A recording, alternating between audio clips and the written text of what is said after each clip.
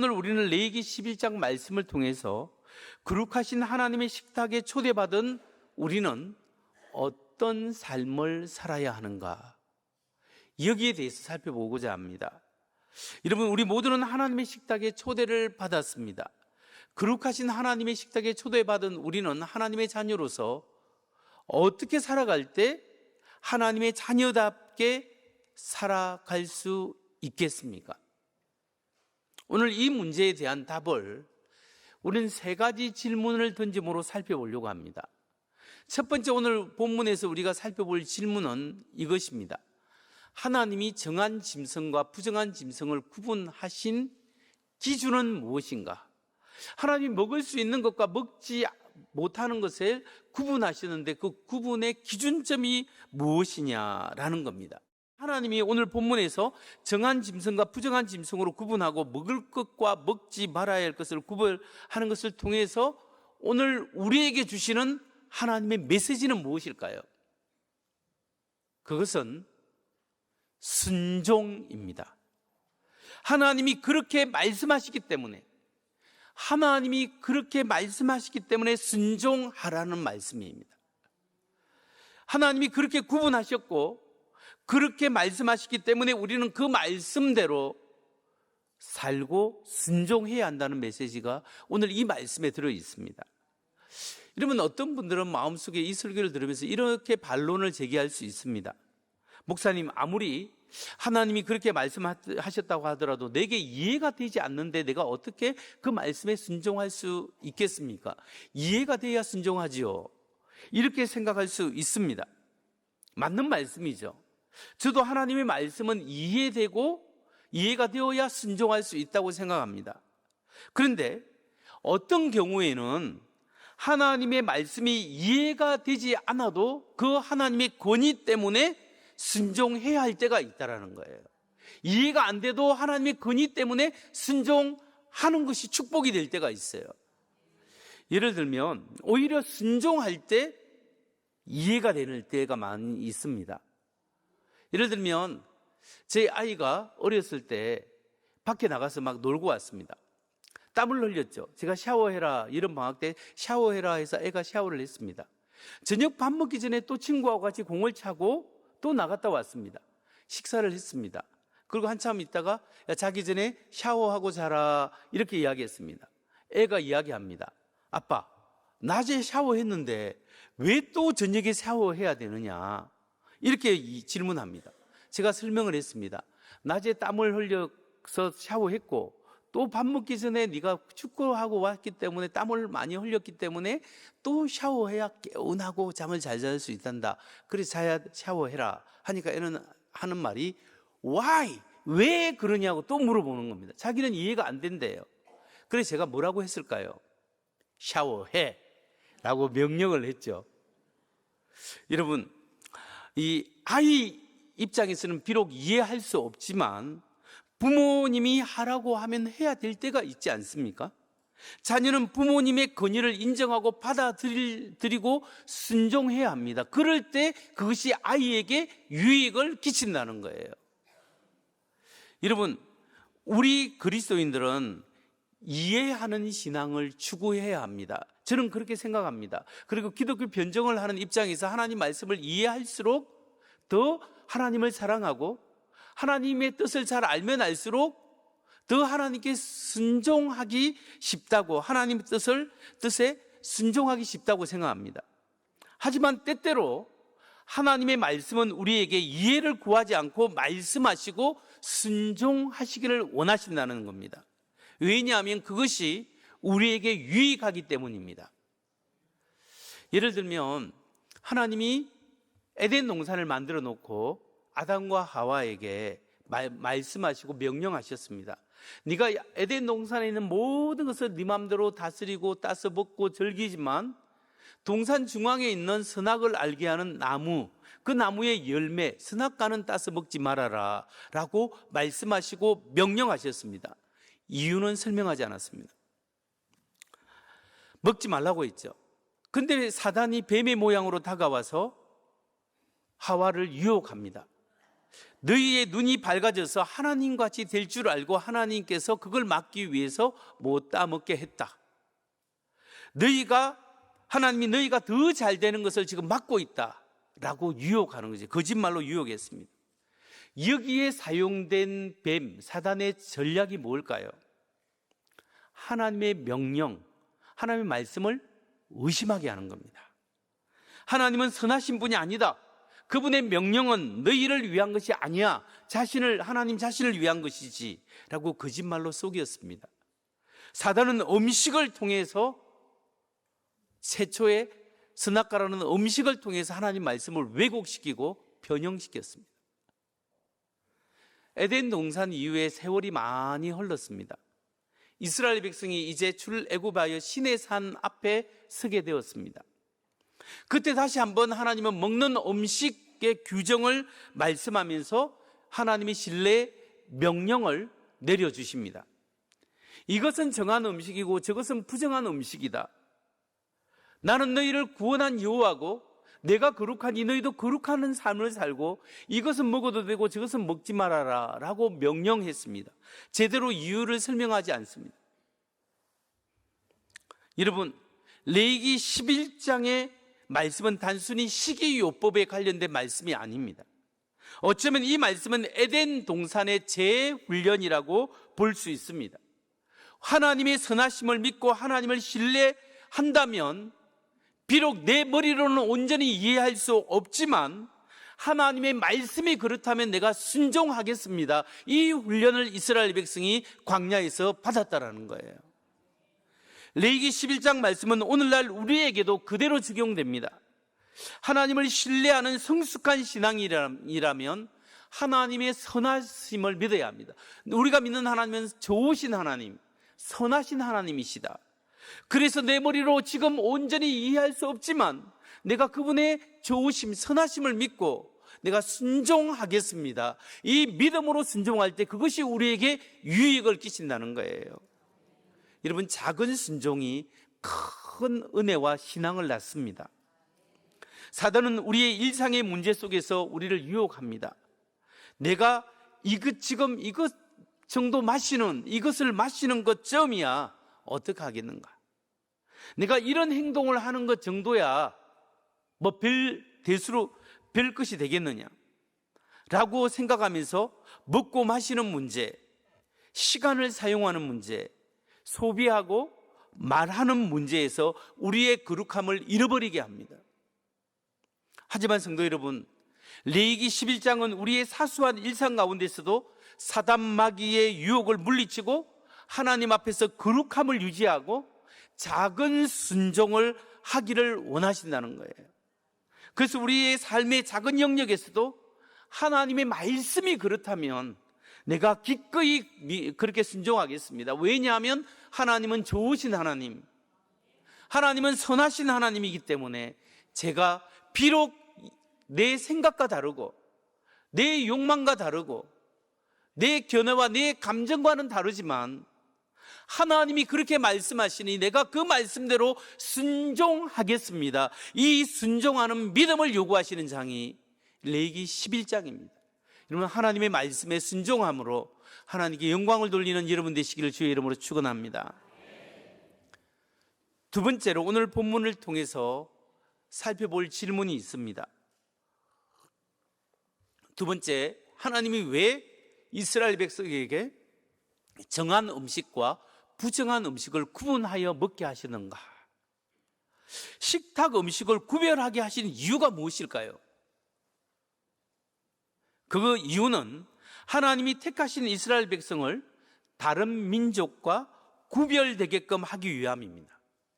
하나님의 식탁 음식을 통해서 하나님의 백성과 이방 민족을 구분하기 위해서 하나님께서 그렇게 하셨습니다. 여러분, 고대 사회에서 함께 식사한다는 것이 어떤 의미일까요? 고대 사회에서 함께 식사를 한다는 것은 단순히 배를 채운다, 함께 배를 채운다 그런 의미가 아닙니다. 함께 밥을 먹는다는 것은 우리가 같은 편이다, 우리가 한 공동체요, 한 식구가 되었다라는 뜻이에요. 요즘도 그런 의식이 있지 않습니까? 우리가 어떤 밥을 먹을 때 공동체 의식이 생기고, 특히 비즈니스 사업을 할 때 밥을 먹으면서 이렇게 대화를 하고 사업을 하는 경우가 있죠. 뿐만 아니라 어떤 사람하고 관계가 안 좋은데 화해할 때 우리 밥 한번 먹읍시다 해서 같이 밥 먹고 이야기하고 하는 경우도 있지 않습니까?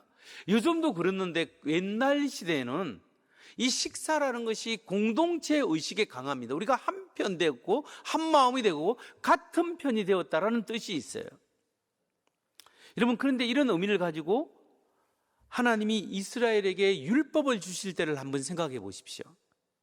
지금 이스라엘 백성은 하나님 앞에 가나안 출애굽에서 홍해를 건너서 광야에서 시내산에 섰습니다. 율법을 받고 이제 어디로 들어가야 됩니까? 가나안 땅으로 들어가야 됩니다.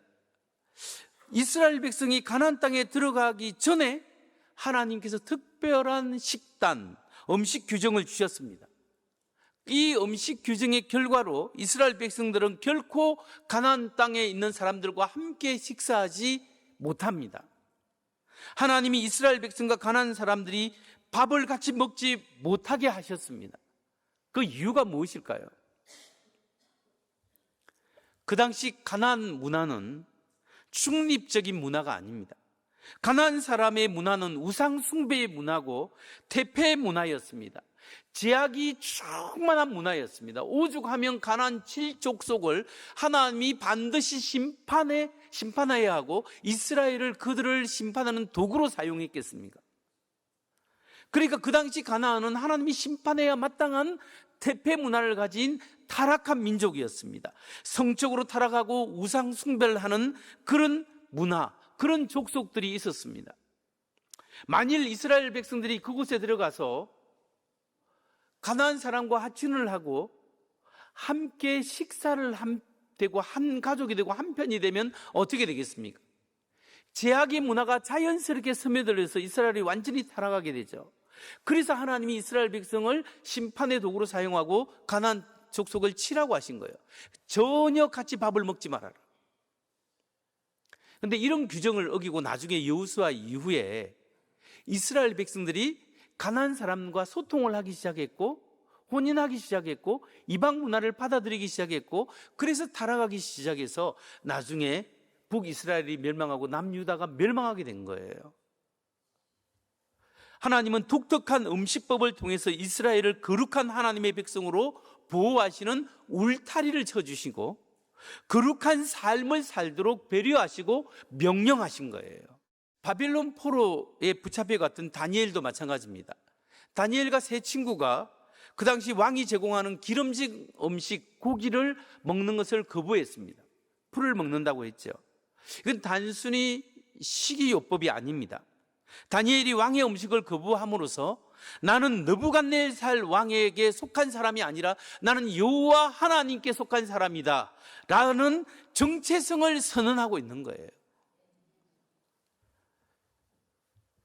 그래서 구분되고 구별은 정체성의 표현이에요.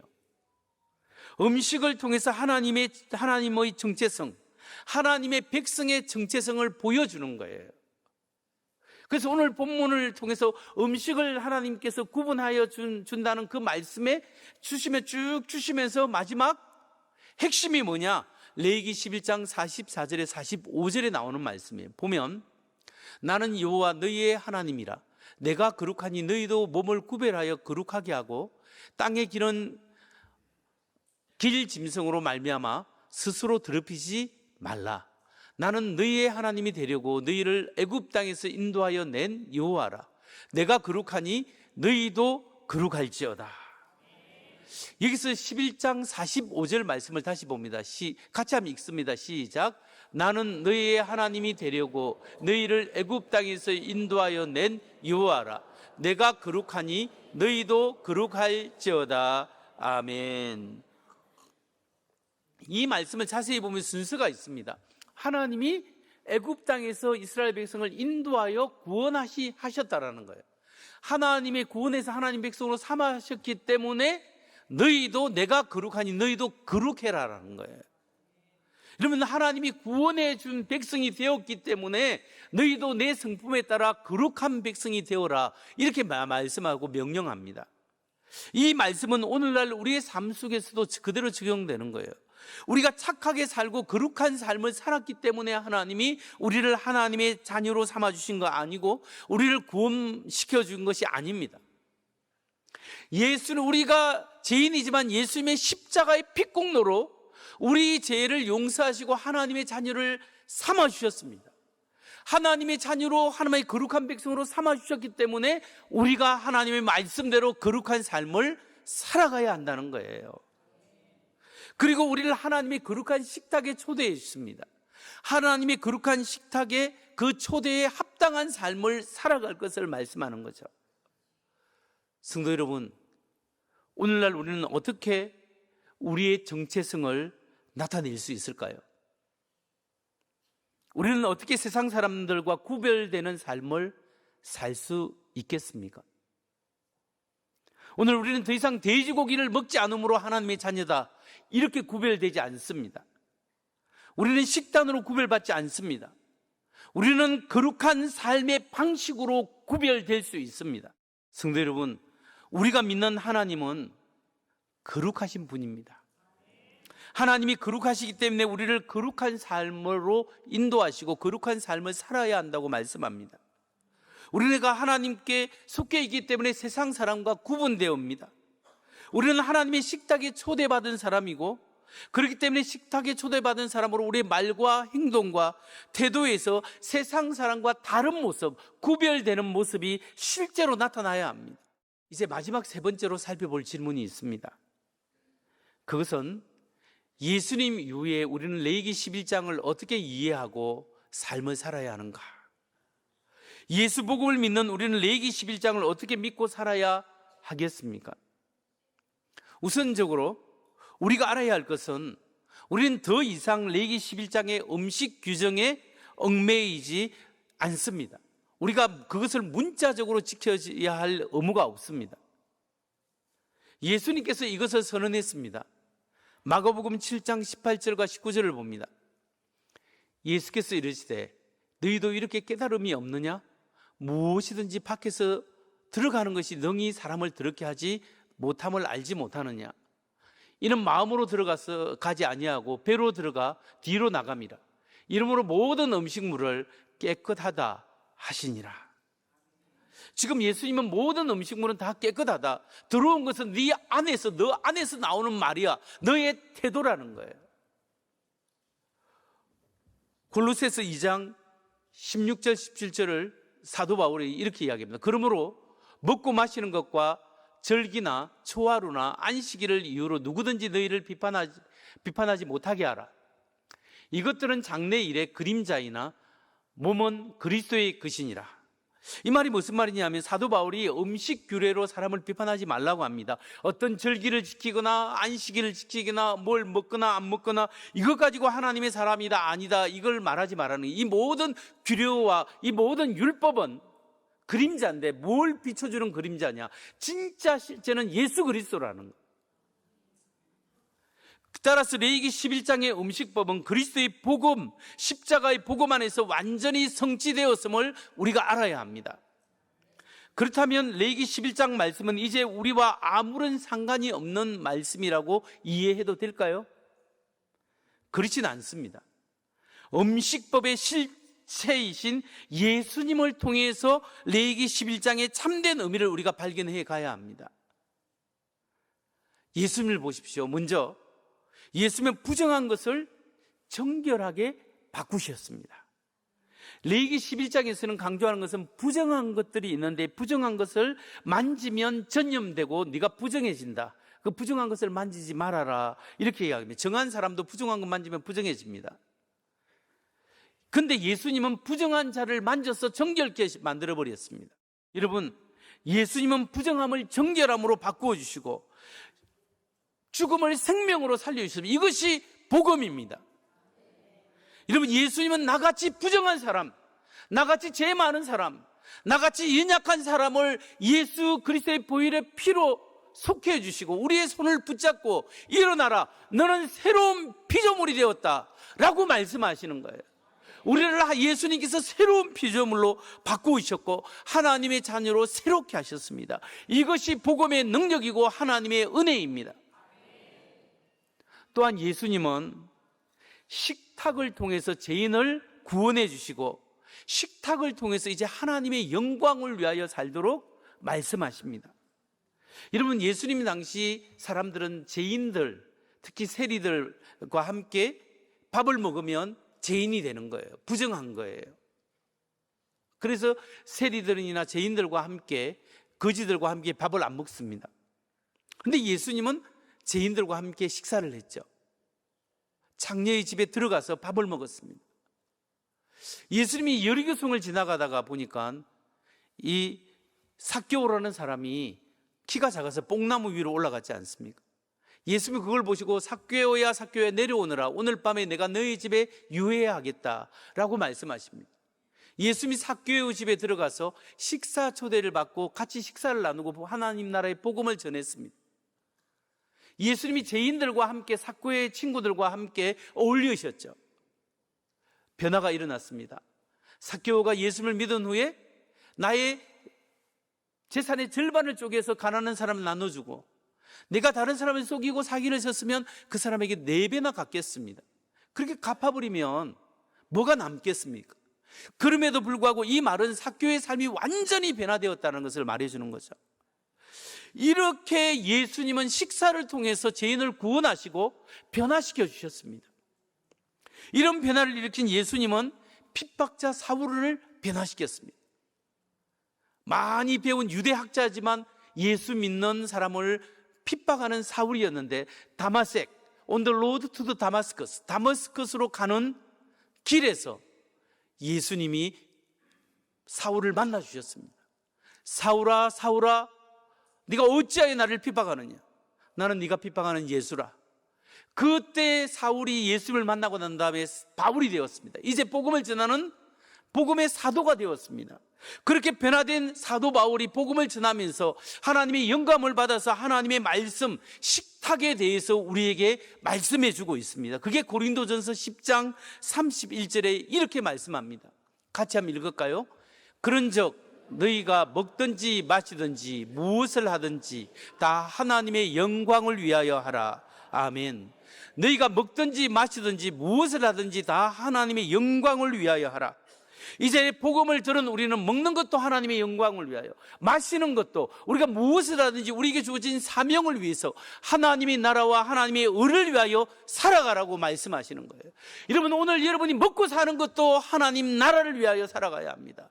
여러분이 왜 직장을 다니고 왜 사업을 하고 내가 왜 존재하느냐, 내가 무엇을 위하여 달려가느냐, 하나님이 주신 그의 나라와 그의 의를 위하여 내게 주신 이 사명을 감당하기 위해서 내가 살아가고 하나님의 영광을 위하여 살아간다는 이 정체성을 가진 사람이 구별된 하나님의 자녀요, 하나님의 식탁에 임하는 사람이라는 거예요.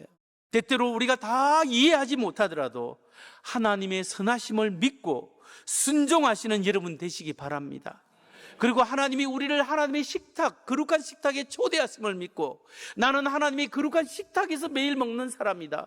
그래서 나는 세상 사람과 다른 방식으로 구별되어서 살아가고, 내가 지금 먹고 살아가고 있는 이유는 하나님의 나라와 의를 위하여 살아가고, 하나님이 내게 주신 그 사명을 위하여 달려가고, 나의 삶을 통하여 하나님의 기쁨이 되기 위하여 내가 살아가는 존재다. 이 믿음으로 승리하는 여러분 되시기를 주의 이름으로 축원합니다.